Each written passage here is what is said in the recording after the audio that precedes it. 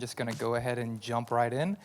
There's two caveats to this presentation. The first caveat is almost the entirety of this presentation was learned through reverse engineering. So I tried really hard to make sure everything is accurate, but there is likely going to be one or two inaccuracies. Please just give me some grace with that. The other caveat is there's a ton of content. This project has lasted the last 2 years.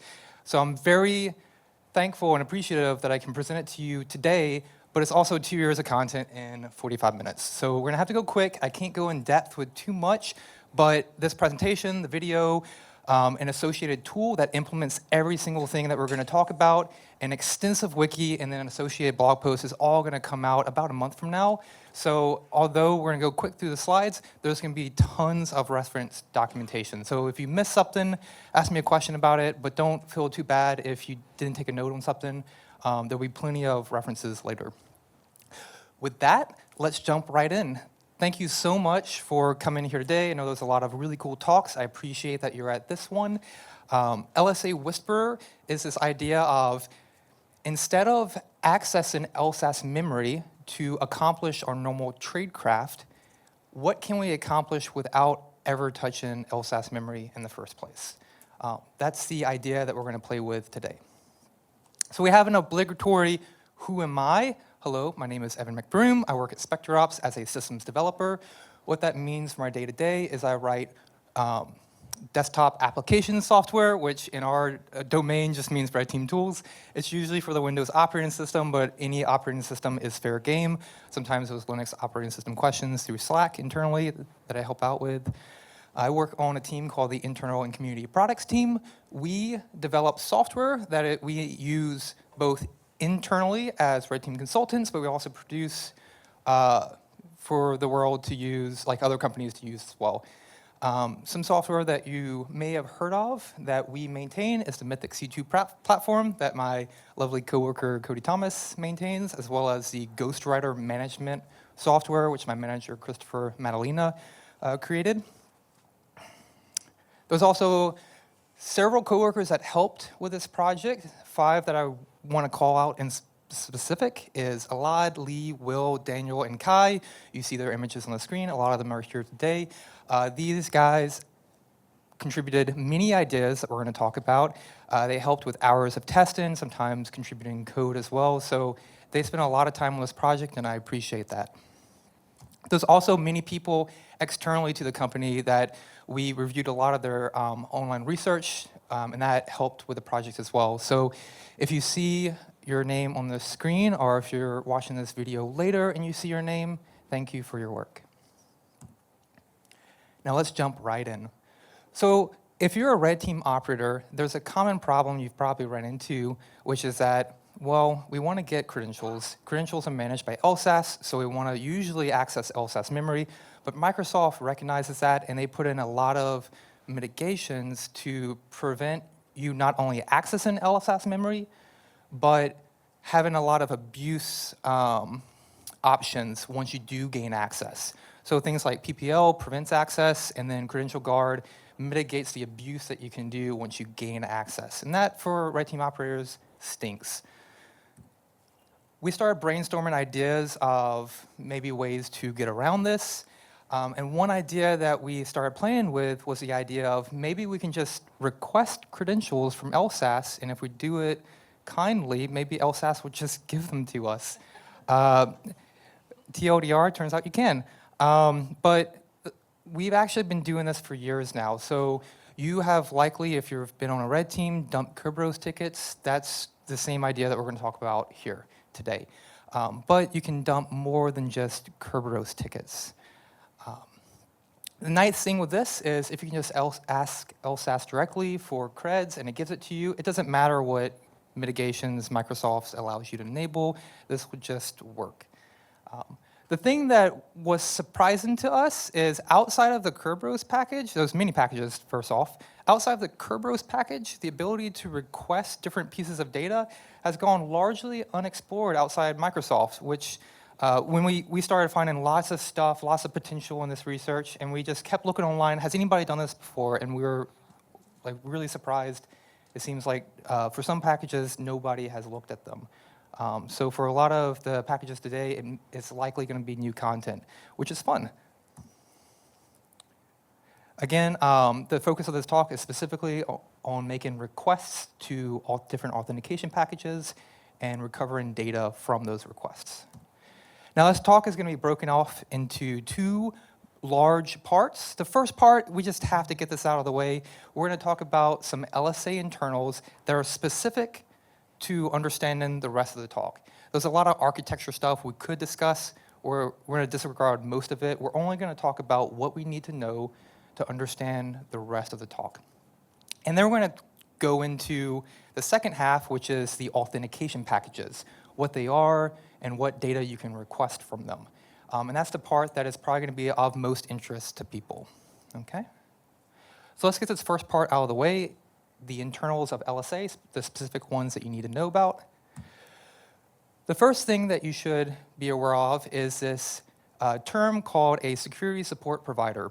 It's a long term. This just means a DLL that LSASS loads. Again, all this is a DLL that LSASS loads. This DLL will extend LSASS to support a new authentication scheme or a new security protocol. If a DLL implements a new authentication scheme, we say that that DLL is an authentication package. It not only will implement a new authentication scheme, when you log in using that package, it will maintain some information about your logon session. And that's some data that we can make requests to and get some data back, which is pretty neat. If you want to get very specific, these DLLs implement some callback functions, and there's a few functions that are associated with an authentication package. There's like 6 of them. But you have to implement at least one of those callback functions, and if you do, you are now considered an authentication package. But the spirit of this DLL is it's just a DLL that implements an authentication scheme. Now, that DLL can also implement a security protocol. You're probably familiar with a lot of these things like OAuth 2, Kerberos, and TLM. If your DLL implements a security protocol, we call it a security package. The fun part is these DLLs commonly are both. For the purposes of this talk, though, we don't care about any of the security package concepts, those NTLM protocols, Kerberos protocols, the on-the-wire things that you're dumping Wireshark. We're not going to look at any of that. We're only going to look at authentication packages, specifically what is that information they store about your session, and of that information, what can you recover? Okay. Just like on an AP, a security package has, again, some callback functions associated with that idea. As long as you implement one of them, you are now a security package. Cool. This is a big table. This is every SSP that Microsoft has ever produced currently. It includes legacy ones as well as ones that currently ship with Windows. It's a lot of stuff on the screen. I'm going to break down a few parts of this. Just don't get bogged down. The main thing is every row represents a new SSP. There's one column labeled SP for security package, and that just highlights the specific protocol that DLL implements. There's another column that's labeled AP for authentication package. If there's a green check mark in that column, we're going to talk about it today. So again, all of these fancy protocols, we're not going to discuss them, so we're not going to look at Wireshark dumps or any of that. All we're going to talk about is the authentication package functionality. Okay? Now you may wonder, how do we make these requests in the first place? There's this wonderful Win32 API called LSA call authentication package, which facilitates all of this. How this call works is you can be any third-party software, some client process, and you will say, hey, I would like to make a request to a, and you give a package name or a package ID to be specific. In your request, you give a blob of data. That blob of data needs to be formatted correctly for that package to understand it, interpret it, do something meaningful. But as long as it's formatted correctly for that package, you should get a blob of data in response. And that blob of data is going to be some piece of information. A perfect example of this is dumping Kerberos tickets. I'm sure a lot of people here have dumped Kerberos tickets. But a lot of people may not be aware, this is facilitated through this Win32 API. All of your red team tools that dump Kerberos tickets call this API. They submit a blob of data that says, hey, Kerberos package, give me tickets. And then that Kerberos package gives a blob of data in response, and that blob of data is those Kerberos tickets. Now, there's a lot of different requests you can make to all these different auth packages, which we're going to get into in the second half. There's a lot of valuable ones. But if you're writing red team tools, you may already be thinking, is there any way I can bypass this Win32 API to bypass some EDR monitoring? And yes, you can. We've already figured that out for you. So originally in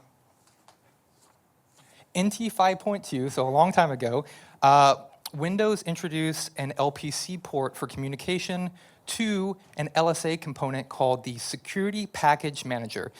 Now, I'm confident no one here has heard of this component. That is okay. And the reason I'm confident about that is we tried our hardest to find literally any resource that mentioned this. And we cannot. Like even the Windows internals books don't cover this component, which is surprising because it's very old, and it is the component that orchestrates all of these packages. So it's very important.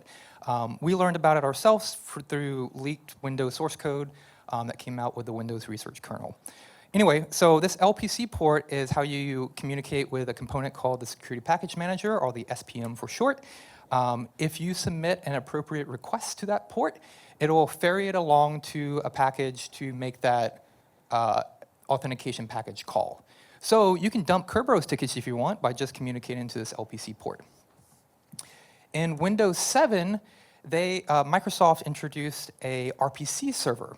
All they did is put this RPC server, the interface for it, right in front of that original component for LSA. So the Security Package Manager component still exists in LSA today. There's an RPC server in front of it, and it now listens on an ALPC port. Again, you can communicate to the ALPC port directly, submit an RPC request. It has to be formatted correctly, but if you do that, you can dump Kerberos tickets or do any of these other requests that we're going to cover without going through the Win32 API.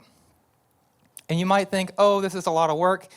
I mentioned that there's a tool that we're going to release about a month from now that implements everything we talk about. We have implemented this RPC interaction ourselves in the tool, so you'll be able to use that if you want to implement that yourself, to see how to do that. With that out of the way, here's the fun part of the talk, which is all the authentication packages that currently ship with Windows and what you can do with them. We're going to start with one that is likely most familiar with everyone, which is the Kerberos package. But remember, we're not talking about the on-the-wire Kerberos protocol. We're just talking about this authentication scheme logic. Basically, this package is going to store some information about your logon session.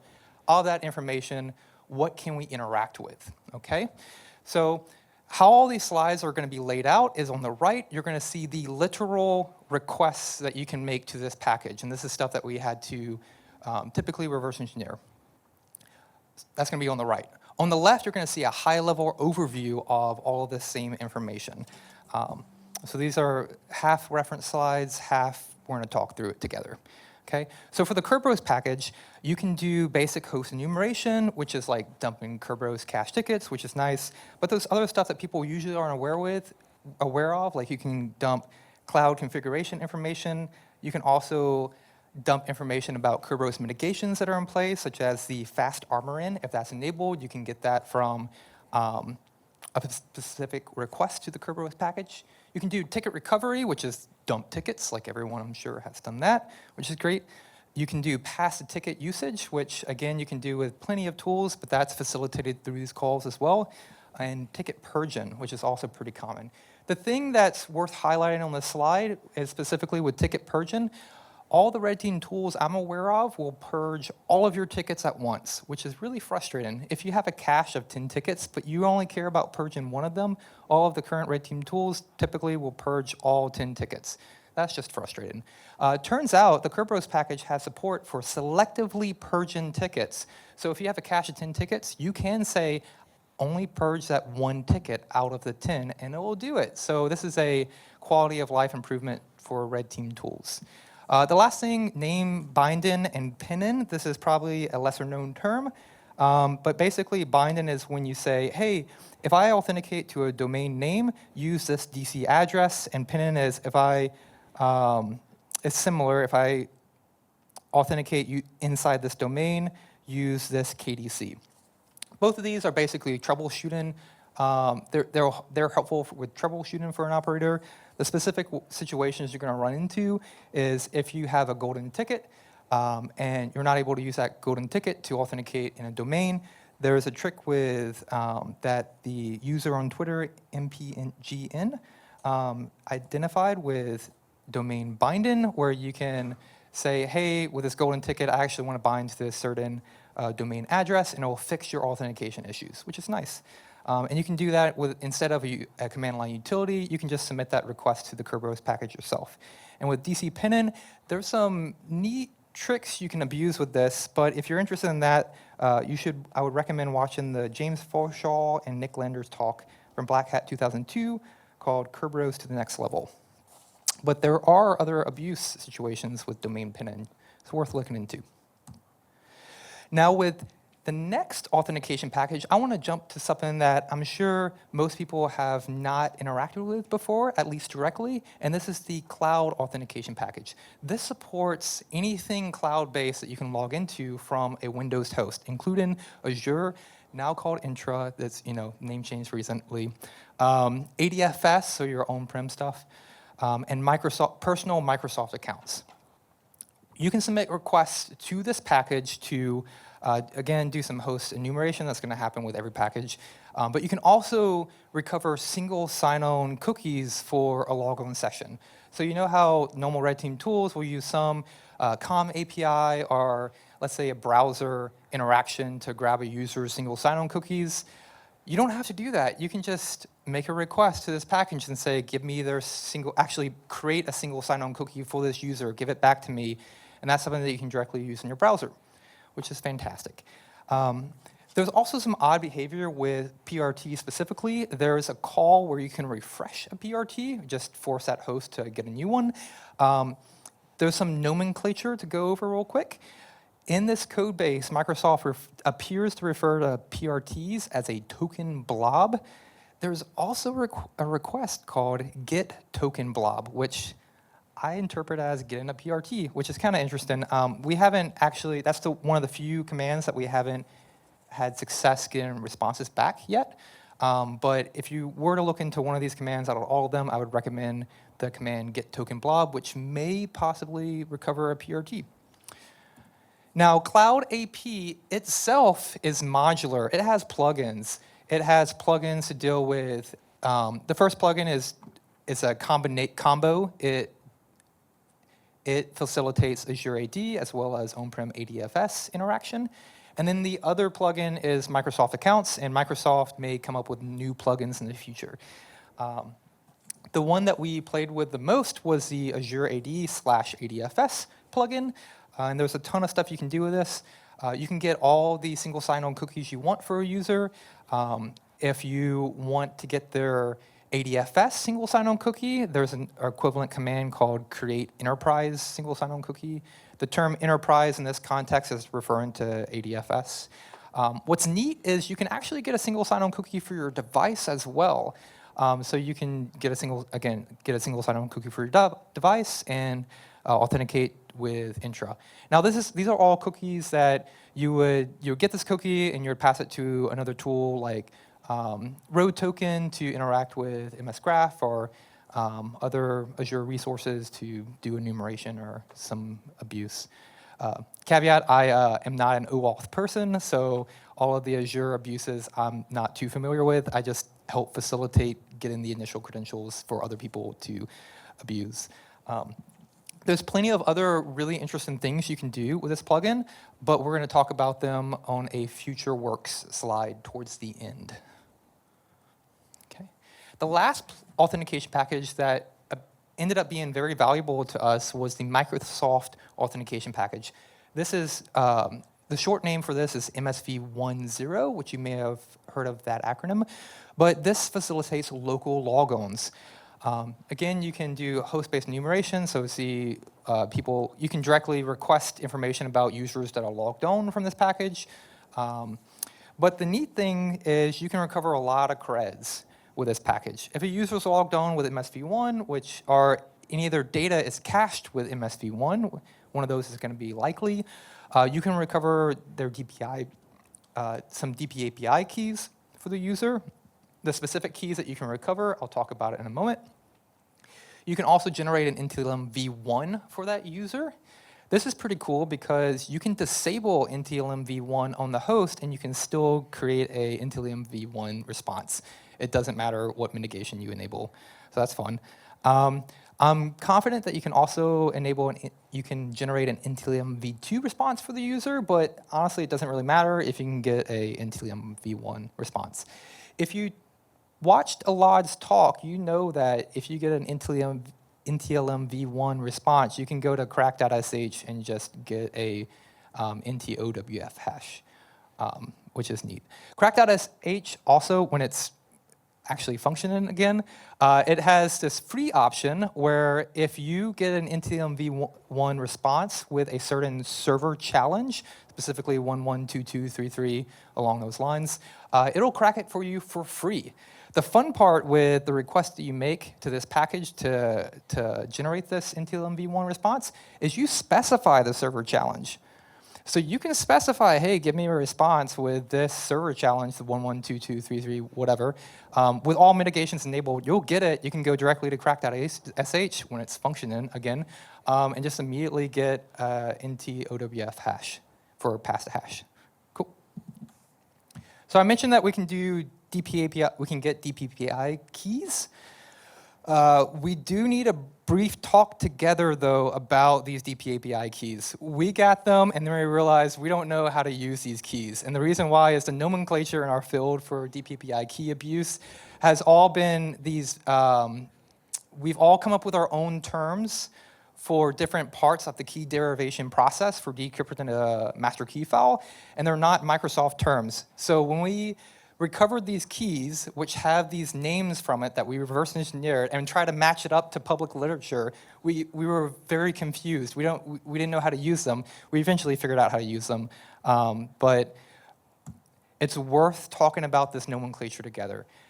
Specifically, we're going to go over how keys are derived to decrypt a DPAPI master key using the actual terms that Microsoft used themselves, which we know from reverse engineering DLLs. And then together we'll show which of these keys we can recover from MSV1 directly. Okay, so first with this derivation process, you start with a password. Now you don't want to store that password in LSASS memory, so the first thing that we'll do is we'll hash that password with the one-way function hash. Back in NT5 from leaked source code, we know that Microsoft didn't have a proper name for this output. They just commonly referred to it as an OWF hash or an OWF password. They didn't really have a good name for it yet. But that password, we can't use it directly because two different users could be sharing the same password. So you won't want user A to be able to decrypt the master key file of user B. You need to salt this some way. The way that Microsoft came up with is they will add from that first output the user SID to a SHA-1 HMAC, and that output, we have an actual name for this. That output is the master key encryption key. This is the Microsoft term for this part of the key derivation process. Now, when you actually want to go decrypt a master key file, you have to take this key, usually the starting key in crypto, and then turn it to some derived key to actually do your decryption process. That's the same thing that happens here. Microsoft does one last phase to this, and the output is called by Microsoft the symmetric key. I know it's a generic name, but that is the name they use. But the symmetric key is what can decrypt the DPAPI master key file. Now that you know this key derivation process, here's the fun part. We'll show you all the different parts of this flow that you can cover from MSV1. The first one that you can get close to recovering is the master key encryption key. There's this request to MSV1 called derived credential that you should be able to call, but unfortunately to make a proper request to this call, you have to supply valid pointers to LSASS memory, which is out of the scope of the project, because if you're able to create valid pointers in LSASS memory, you can just use Mimikatz. So that's out of scope. Luckily, though, in NT 6.2, Microsoft came out with a new function called get credential key. They also formalized the name of the OWF hash output. It's now officially called, like just from reverse engineering DLLs, the credential key. So if you ever hear, if you run across the name credential key, this is the part in the process that we're referring to. Now, the get credential key, as it sounds, will give you that key. It actually gives you two keys. It gives you two hash outputs. One you can use if the associated user account is a local account. One that you can use if it's a domain account. But at least one of those hashes you can use to decrypt that user's DPAPI master key file. Now, if you didn't want to figure out which of those two hashes that you need to use, in NT 6.4, Microsoft added a new call, get strong credential key.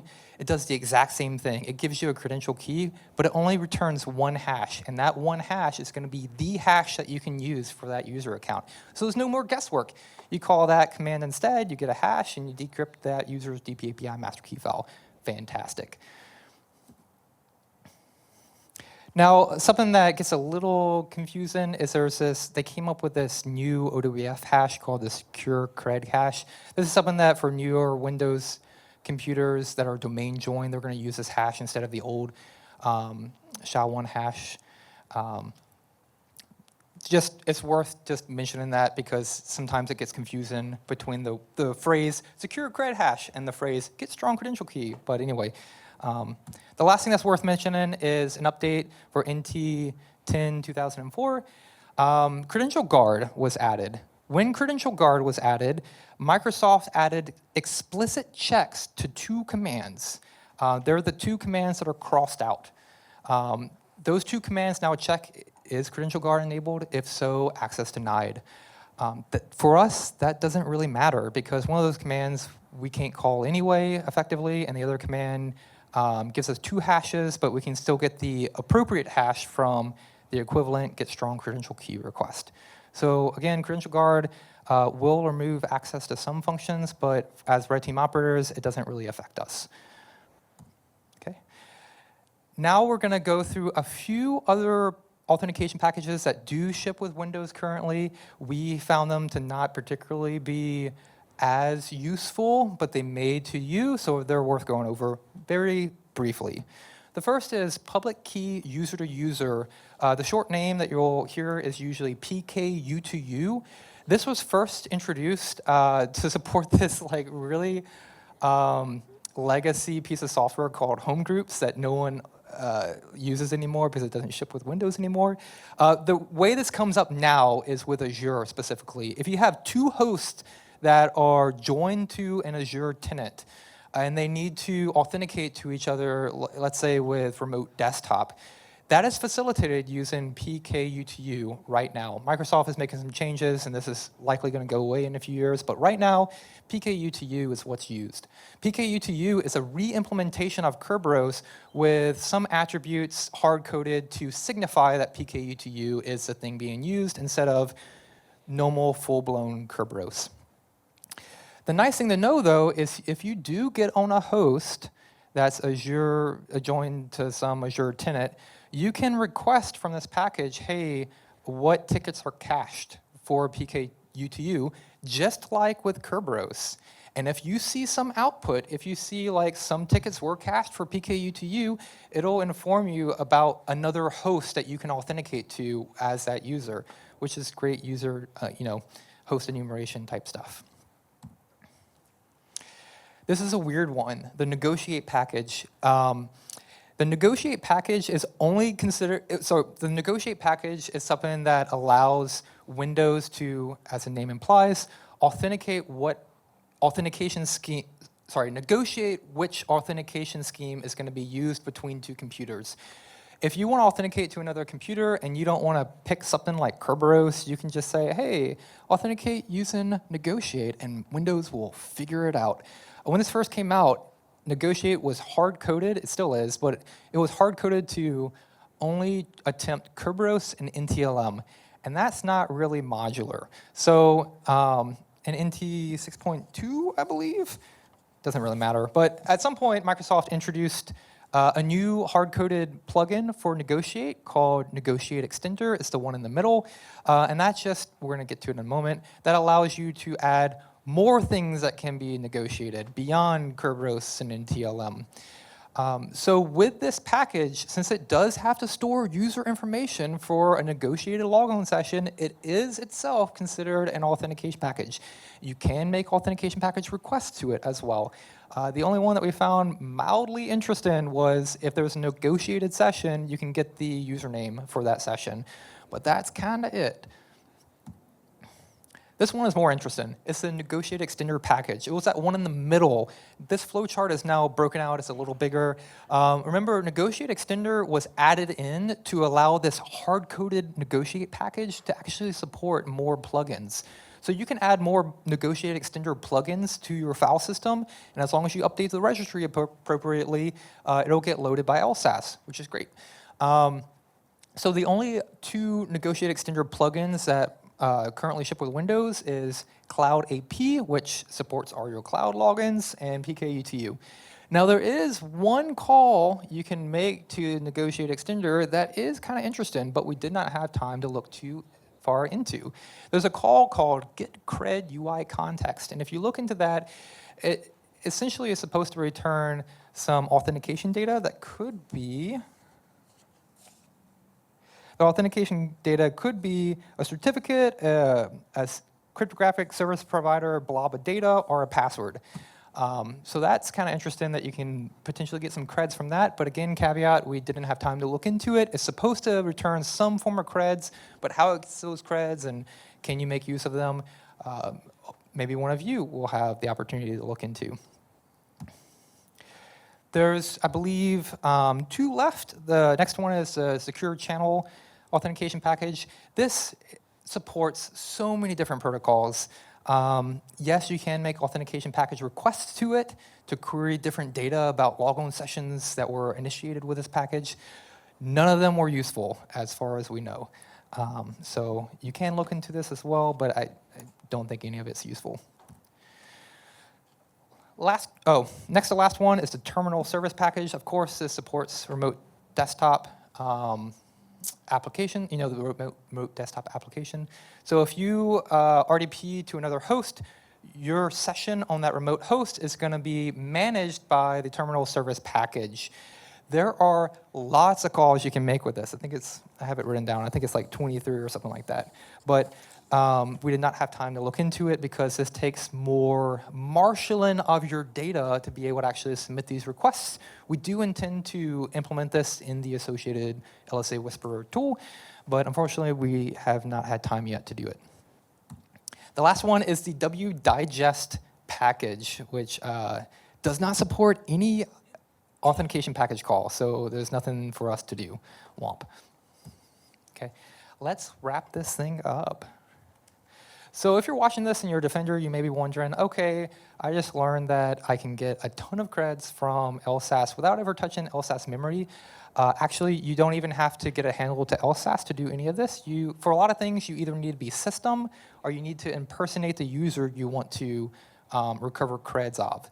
So again, you don't have to even touch LSASS in any way to do any of this.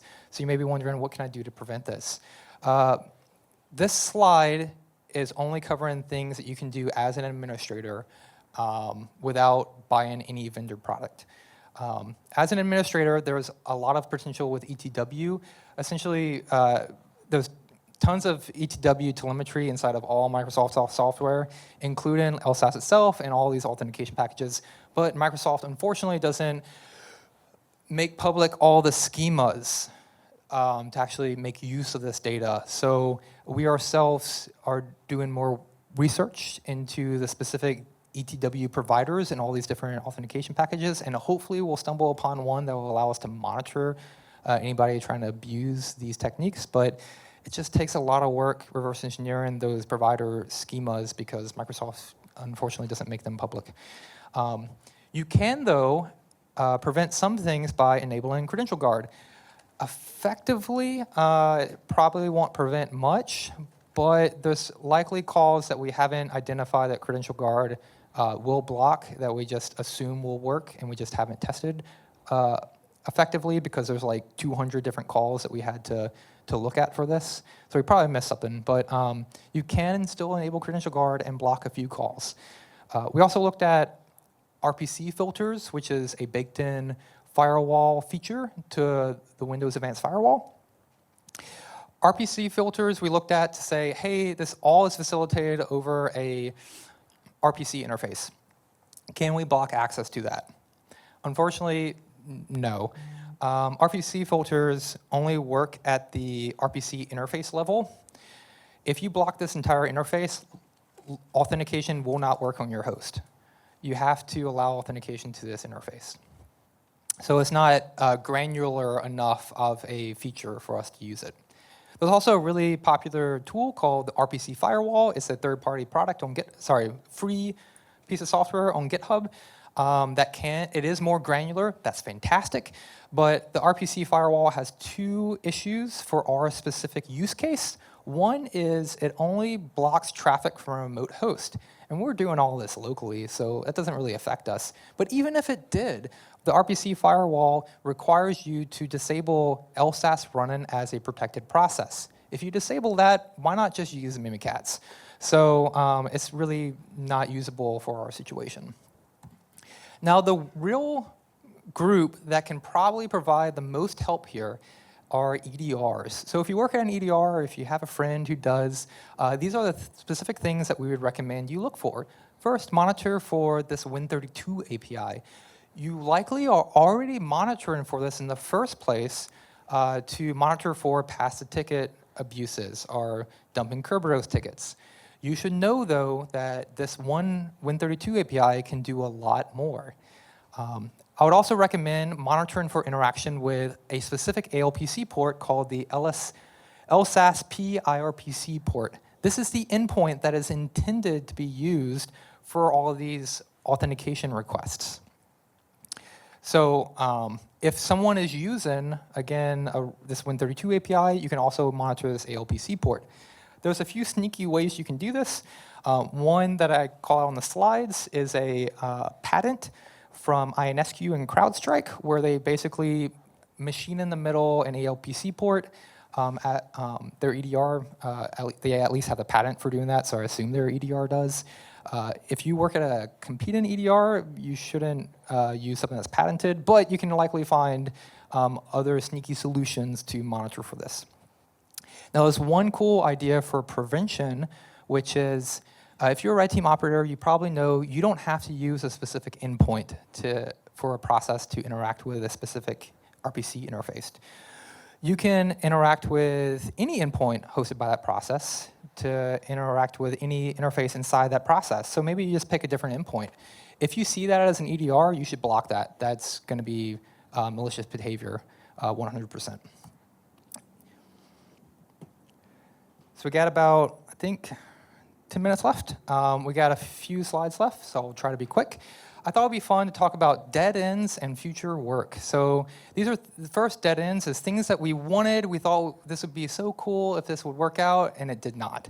The first was, it would be so cool if we can dump Kerberos tickets remotely. Why can't we do that? Because this is an RPC interface that we're interacting with. Why can't we interact with that RPC server from another host? Cool, right?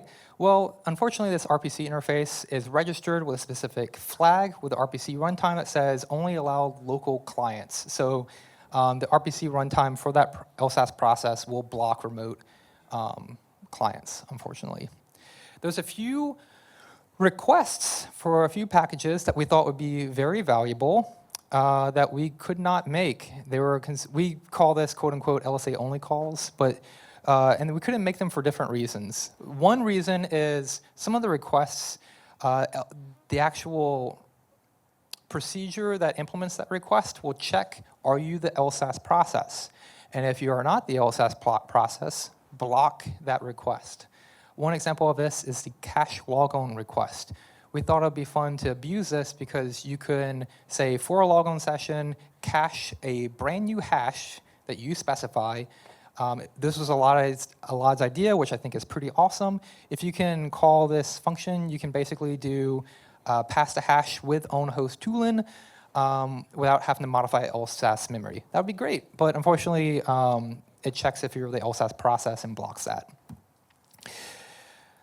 Another example of LSASS-only calls is when you have to provide valid pointers to LSASS memory. You can absolutely make a lot of these calls not as the LSASS process, and the end result is that you crash LSASS, you kill a critical process, and your host reboots. By the way, that was all reported to MSRC. They considered it a non-fix because you had to be system for a lot of these. Besides the point, you effectively can't use these calls because if you were able to gain access to memory for LSASS, you would just use Mimikatz in the first place. Okay, there are some calls that, well, there's this way that we were thinking about bypassing these LSASS-only calls. There's this feature called a pass-through request, where you can say, hey, pass my authentication package request to a domain controller. What if you're on a work group, though? Well, there's no domain controller. LSASS would just resubmit that request itself. So we're like, well, if LSASS has to make this request, why can't we just force LSASS to do that for us? Forcing LSASS to think, oh, I'm on a work group machine, and just resubmit that request for us, bypassing some of these checks. Unfortunately, the calls you can make as a pass-through call are heavily filtered. There's only like 1 or 2 calls you can pass through for each authentication package, and they're not useful, unfortunately. Last dead end was there's this idea of transferring credentials between logon sessions. That sounds great. We can make our own logon session. We can transfer a domain admin or some other privileged user credentials to our logon session and use them. Wouldn't that be wonderful? In practice, this isn't as helpful as we believe it to be. Will did a lot of testing for this, and we found that with Kerberos, as an example, when you transfer credentials, it appears that the tickets from the source logon session are cleared out, which would affect that user's logon session. That's unfortunate. With local logons with MSV1, you can't do it unless you're LSASS. You can still do it if you're dealing with a cloud logon session like Cloud AP, but we didn't have time to look into that. So future ideas. First one is what I just mentioned. With cloud logons, you can transfer credentials between cloud-based logon sessions. We just think that's interesting, worth looking into. With Azure AD, you can create a single sign-on cookie for a device, which we also think is pretty useful. We couldn't find anybody abusing this publicly, but we think there's probably situations where you can abuse it. There's another set of requests with Cloud AP where it's what's highlighted on the screen, these 3 calls. They're designed to allow 2 computers to authenticate over RDP to each other using Azure AD without PKU2U. If you make these 2 requests locally, though, the documentation says that you should get a blob of data that you can immediately pass to LSA logon user to get a new logon session for an Azure AD user, which I think is pretty neat. So if you want to get a new logon session for a cloud-based account, you should be able to make these 2 calls, get a blob of data, call logon user, and make a session. I'm confident you can recover single sign-on cookies for personal Microsoft accounts, but again, there's additional data marshalling that we haven't been able to work out yet for the tool, but we do plan to implement that. Remember that flow chart about DPAPI, master key file decryption? Well, again, there is that call for drive. You can say drive credential. You get an output. That output is a master key encryption key that you should be able to use to decrypt a master key file. So although you do have to be LSASS, I think it's worth just looking into, like injecting into LSASS, making this call, and abusing it with sharp DPAPI. Okay. Last thing is relaying with NTLM responses. The neat thing with this is you should absolutely be able to get on a host, see a logon session for a user on that host, and say, okay, I'm going to start with npacket, make a request for some server, get that server's response, go on that host and say, hey, MSV1, make me the appropriate NTLM response that I need for npacket, and then give that response back to npacket to finish that authentication. You should absolutely be able to do that. We just don't have the code yet in npacket for it. Okay, only got a few minutes. Again, negotiate extender package has this call that should return some form of credentials. How that's recovered and returned to you is to be determined. There's also a few different components inside LSASS, such as the terminal service package that has a ton of calls, the SPM itself that has a ton of calls. One of those calls is add in a package, you know, how you say, hey, Mimikatz, add a SSP to the LSASS. That is facilitated through this component, one of these 23 calls. But there's 22 other ones, you know. What else is useful there? Microsoft has implemented a new authentication scheme called iCurb. We do not know yet if this is going to be a brand new authentication package. If it is, it's in the scope of the project. Lastly, we've only been making authentication package requests. There's a whole other side to authentication packages, which is login on a user. We can actually log on, say, make a log on user request to make a new session to a specific package. You can specify the package. It's worth exploring. We just haven't done it yet. To wrap up, because we're basically at time, Microsoft has, again, put in many mitigations to prevent not only gaining access to LSASS memory, but abusing that access once you have it. For us, effectively, that doesn't really matter because you can just, if a user is logged on to that host and you have enough privileges, either impersonating that user or being the system itself, you can make an appropriate response to LSASS to most likely recover all the credentials you would care about in the first place. You can recover single sign-on cookies for doing cloud-based stuff. You can recover DPAPI keys to decrypt their master key files. You can recover NTLMV responses, even with all the mitigations enabled, to go to crack.sh and recover an NTOWF hash for past hash stuff. So really, like, in my opinion, what you probably want to get, you can just go ahead and get without accessing LSASS memory. There's a lot of other host enumeration stuff that we didn't even talk about much, but there's a lot of stuff that we see in command line tooling for Windows that we can't get that same data from Win32 calls, but you can get that data from making the request to the authentication packages themselves. And we did mention a few other tradecraft ideas, such as the new way to do NTLM relays by modifying in-packet. Cool. Last slide. Again, oh, yeah, sorry. The last note at the bottom is we do have a tool that implements every single thing we talked about today, and we have an extensive wiki that goes way more in depth in all these concepts. We plan for it to be released about a month from now.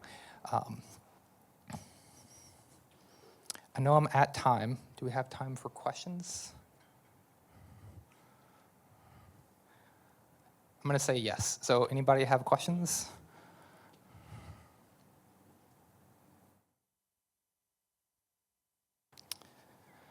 Nope. Cool. Thank you for coming.